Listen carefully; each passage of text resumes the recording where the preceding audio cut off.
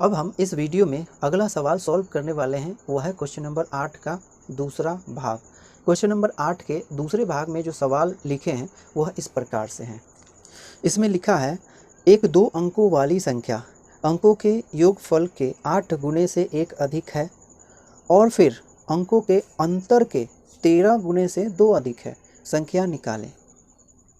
यानी यहाँ फिर 2 अंकों वाली संख्या की बात की जा रही है और कहा जा रहा है पहले कथन के द्वारा कि वह संख्या अंकों के योग के 8 गुने से 1 अधिक है। फिर अगले कथन में बताया जा रहा है कि वही संख्या अंकों के अंतर के 13 गुने से 2 अधिक है। तो वह संख्या क्या है यह हमें बताना है, ठीक ना। तो यहाँ 2 अंकों की संख्या की बात हो रही है, इसीलिए हमें यहाँ पर फिर से कंसीडर करना होगा क्या, इकाई और दहाई का अंक। इसे हम इस प्रकार से कंसीडर करेंगे, लिखेंगे माना इकाई का अंक। इकाई का अंक क्या मान लेंगे, y, और दहाई का अंक दिहाई का अंक क्या मान लेंगे हम, इसे हम x मान लेंगे, ठीक। इकाई का अंक y और दहाई का अंक x। तो संख्या क्या हो गई, संख्या यहाँ लिख लेंगे, संख्या जिस संख्या की खोज हम इस प्रश्न में कर रहे हैं वो संख्या कितनी हो जाएगी, 10x + y, ठीक। आगे बढ़ेंगे, लिखेंगे प्रश्न से, है ना। प्रश्न से, प्रश्न में क्या कहा जा रहा है, प्रश्न का पहला कथन क्या है कि ये जो संख्या है यह संख्या अपने अंकों के योग के 8 गुने से 1 अधिक है। यानी हम इसे ऐसे समझ सकते हैं कि ये संख्या कितनी है, ये है 10x + y, ठीक। और इसका अंकों का योग कितना हो गया, x + y, ठीक। अब ये जो संख्या है अपने अंकों के योग के 8 गुने, 8 से गुना करें तो अंकों के योग में 8 से गुना करेंगे तो ये रिजल्ट होगा, ठीक। तो ये जो संख्या है 10x + y वह अपने अंकों यानी x और y अंकों के योग के 8 गुने से 1 अधिक है। जब ये संख्या अंकों के योग के 8 गुने से 1 अधिक हो गई तो इसका मतलब ये ज़्यादा हुई और ये कम हुई, ये ज़्यादा हो गई और ये कम हो गई, क्योंकि ये अंकों के योग के 8 गुने से 1 अधिक है, इसलिए ये ज़्यादा और ये कम। तो बराबर तो है नहीं ना, तो समीकरण प्राप्त करने के लिए हमें तो इसे बराबर करना पड़ेगा। कैसे बराबर करेंगे, क्योंकि यहाँ पर ये ज़्यादा है और ये कम है, बराबर है ही नहीं। तो बराबर करने के लिए क्या करेंगे, ये जो ज़्यादा है या तो इसमें से 1 घटा दो या फिर ये जो कम है इसमें 1 जोड़ दो, ठीक। तो बराबर करेंगे किस तरीके से, जब हम इसमें 1 जोड़ देंगे, ठीक ना। अब इसमें से 1 घटा दो या इसमें 1 जोड़ दो, तब ये दोनों आपस में बराबर हो जाएंगे, ठीक। तो पहले कथन को हम इस प्रकार से व्यक्त कर सकते हैं, समझ में आया ना। यानी संख्या अपने अंकों के योग के 8 गुने से 1 अधिक है, तो ये संख्या ज़्यादा हुई और अंकों का योग का 8 गुना कम हुआ, इसीलिए उसमें 1 ऐड कर देंगे तो ये संख्या के बराबर हो जाएगा, ठीक। तो पहले कथन को हम इस तरीके से व्यक्त करेंगे और लिखेंगे आगे मॉडिफाई करते हुए 10x + y बराबर में 8 से गुना होगा तो 8x + 8y, 5 नहीं है y है, ठीक ना, प्लस में 1, ठीक। अब इसे इस पक्ष में ले आएंगे तो ये 10x है, इसे इस पक्ष में लाएंगे तो कितना हो जाएगा, 8 घट जाएगा तो 2x डायरेक्ट लिख देंगे, कोई दिक्कत नहीं ना। ऐसे बहुत सारे सवाल बनाए हुए इस पक्ष में लाते हो, ठीक। फिर ये y है और ये 8y है ना, इस पक्ष में आएगा तो माइनस हो जाएगा, तो यहाँ पर 1 घट करके -7x हो जाएगा, बराबर में कितना रह जाएगा, 1 रह जाएगा, ठीक। इसे क्या कह देंगे, इसे कह देंगे समीकरण 1। बात समझे ना।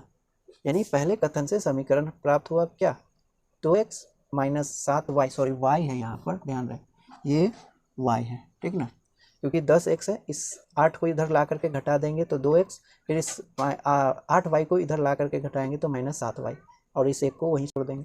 फिर अगले कथन में जो कहा जा रहा है लिखेंगे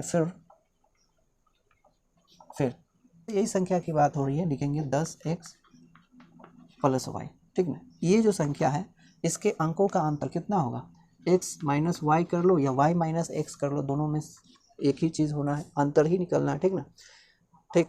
तो x - y कर लेते हैं, ठीक ना। तो जब x - y तो ये अंतर हो गया।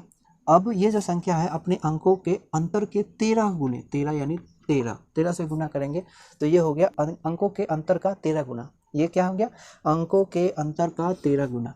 तो इसके बारे में क्या बताया जा रहा है कि ये जो संख्या है अंकों के अंतर के 13 गुने से 2 अधिक है। ये संख्या अंकों के अंतर के 13 गुने से 2 अधिक है, तो फिर ये संख्या क्या हो गई, बड़ी हो गई, यानी ज़्यादा है। ये जो रिजल्ट है ये इस रिजल्ट से क्या है, सादा है। तो ये और ये बराबर तो नहीं हुए ना, ये संख्या अंकों के अंतर के 13 गुने से 2 अधिक है, ये अधिक है, ज़्यादा है, बराबर नहीं है। अब बराबर करना है क्योंकि हमें समीकरण प्राप्त करना है तो इन दोनों को बराबर होना पड़ेगा। अब ये कम है, कितना कम है, 2, इससे 2 कम है ये, और ये 2 अधिक है इससे, ठीक ना।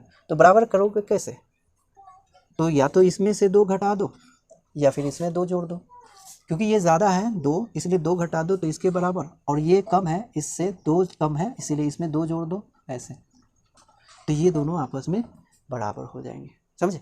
यानी संख्या अपने अंकों के अंतर के 13 गुने से 2 अधिक है, ठीक। तो दूसरे कथन को हम इस प्रकार से व्यक्त कर सकते हैं। इसे मॉडिफाई करते हुए आगे बढ़ेंगे, लिखेंगे कितना, 10x बराबर में ये 13 से गुना होगा तो 13x माइनस 13y और बराबर प्लस में हो जाएगा 2, ठीक। यह भी चर है, इधर भी चर है, इस पक्ष में लाते हैं तो ये 13 है, 13x और ये 10x है, इस पक्ष में लाएंगे तो -13 हो जाएगा और 10 घट जाएगा प्लस 2 हो जाएगा -3x। डायरेक्ट कर रहे हैं, कोई दिक्कत नहीं ना। फिर ये -13y है, इस पक्ष में आएगा तो प्लस हो जाएगा ना, हाँ प्लस हो जाएगा, और ये प्लस पहले से और ये अब प्लस हो जाएगा इधर आकर के, तो दोनों जुड़ जाएंगे ना, तो हो जाएगा 14y बराबर में कितना रह जाएगा, 2 रह जाएगा। देख लो, इसे हम कह देंगे क्या चीज़, समीकरण 2 कह देंगे, ठीक। तो दूसरे कथन से जो हमें समीकरण प्राप्त हुआ कौन सा, -3x + 14y बराबर में 2, तो ये हो गया दूसरा समीकरण, ये है पहला समीकरण।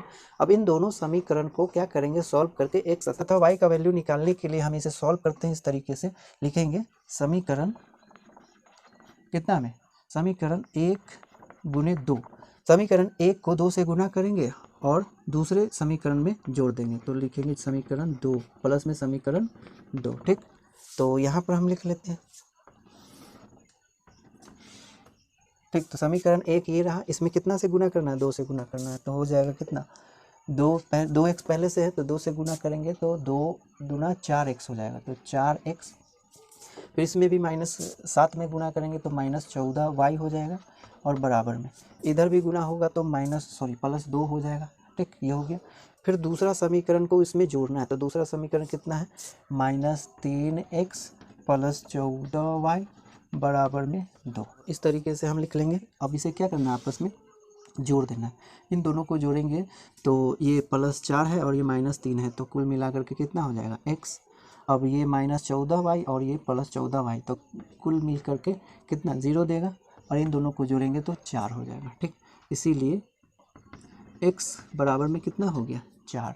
अब हमें क्या करना है, अब हमें y का वैल्यू फाइंड करना है ना, तो समीकरण 1 से प्राप्त कर लेते हैं, ठीक। लिखेंगे समीकरण 1 में x बराबर 4 रखने पर, ठीक। तो समीकरण 1 में x बराबर 4 रखेंगे और y का वैल्यू प्राप्त करेंगे, तो समीकरण 1 कितना है, ये रहा, क्या है, 2x - 7y और बराबर में है 1, ये है ना, इस प्रकार से।